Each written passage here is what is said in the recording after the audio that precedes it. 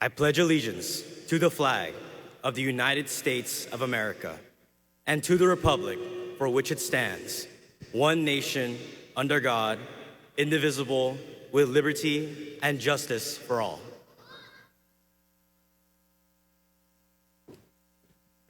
At this time, I would like to introduce our class of 2025 valedictorian.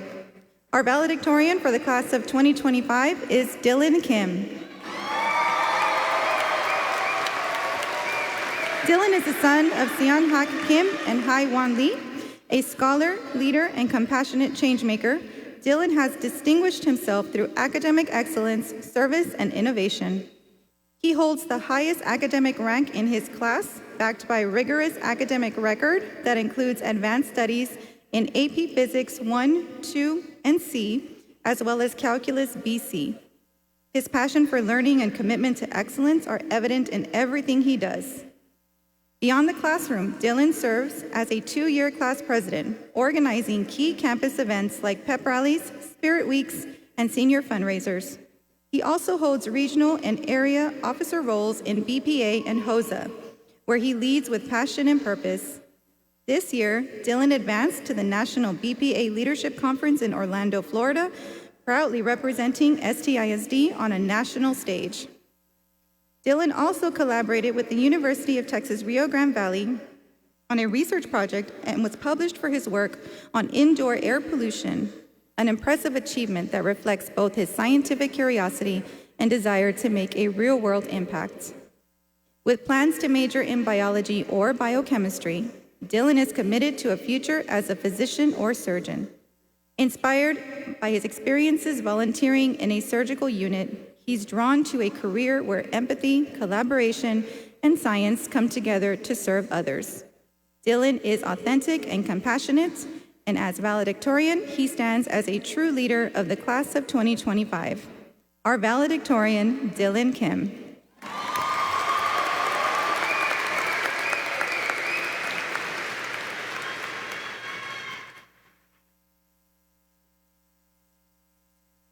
Good afternoon, everyone. Excuse me. Today, we stand at the end of a finish line.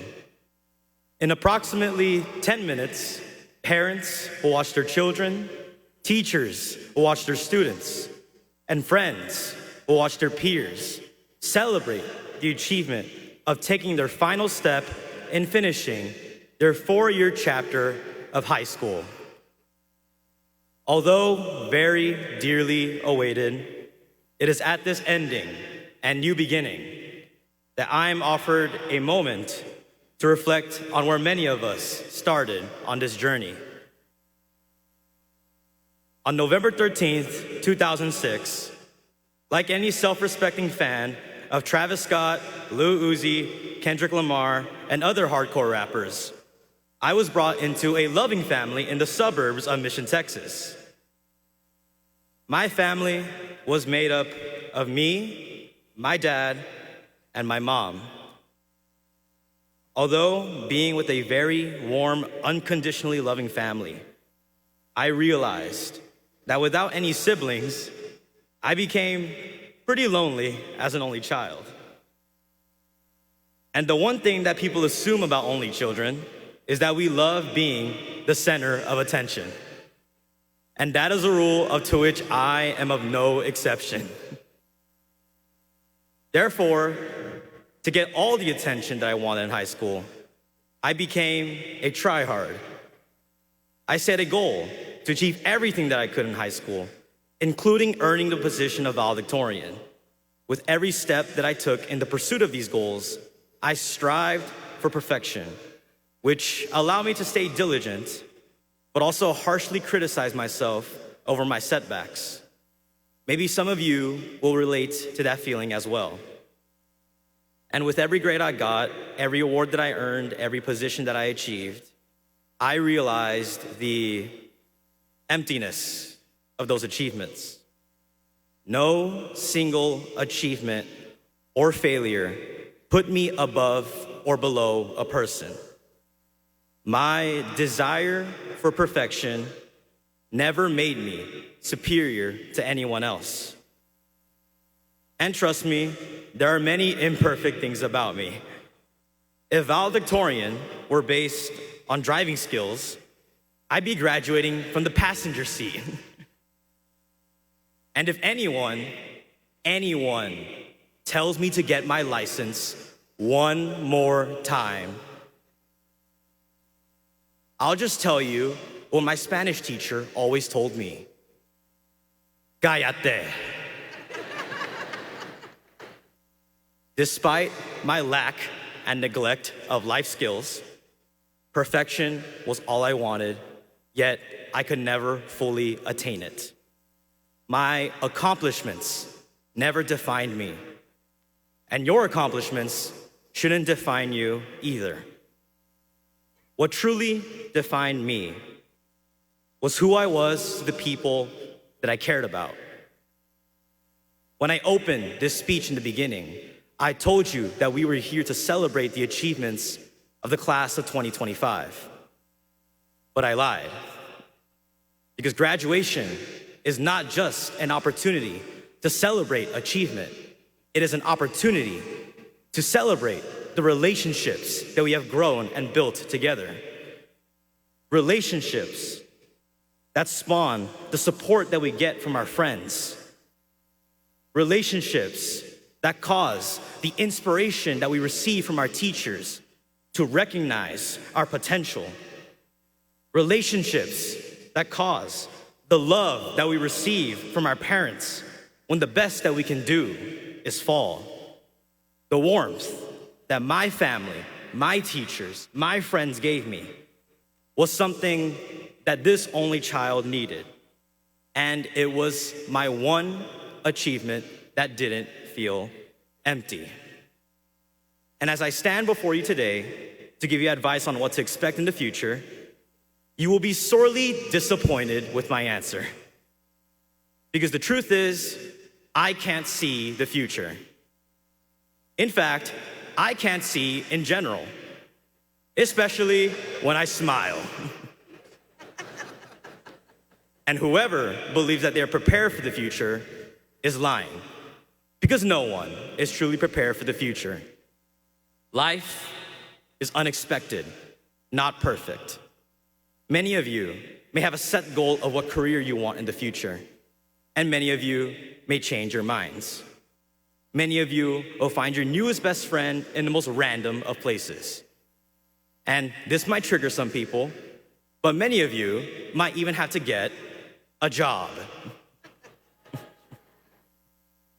The truth is that the unexpectedness of life is both a blessing and a curse. Every step forward may be met with a step backwards. Every great success might be followed by a sour failure. And for individuals like you that are used to success, failure will be disorienting. And that's okay. Because the person who makes the choice of whether their life is a blessing or a curse is you. And that's what life really is, your choice. And as we embark on the next chapter of our lives as adults, my friends, I implore you to listen to me. Because graduation doesn't dismiss you, I do. Perfection and power are overrated, and there's wisdom in choosing love and happiness. No single award or title will ever define you, and there's fulfillment in choosing to be defined by the support of those that you love. Pursuing goals alone will not be satisfying, but having someone that you can celebrate reaching that goal with will. 10 years after high school, will you remember your GPA, or will you remember that dumb inside joke that you had with all your friends at your lunch table? 20 years after high school, will you remember your rank, or will you remember the adrenaline rush of watching the Med High boys volleyball team win their first state championship? Go Mustangs!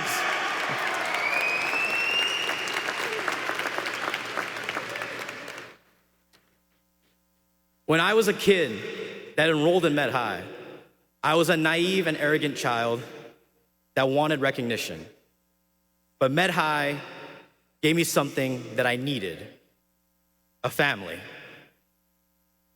Being valedictorian is a position you get by having perfect grades. And yet, I would happily trade it for 15 minutes of looking at Instagram Reels and a big dinner with my friends and family. And although I cannot see the future, I promise you this: if you take on your life with pure passion and surrounded by the right people, you can get through anything. Live your life proudly, not perfectly. Thank you.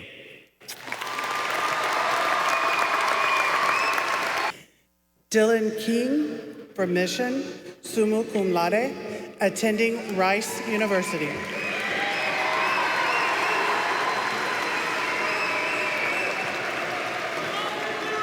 Andres Loa, from Wesco,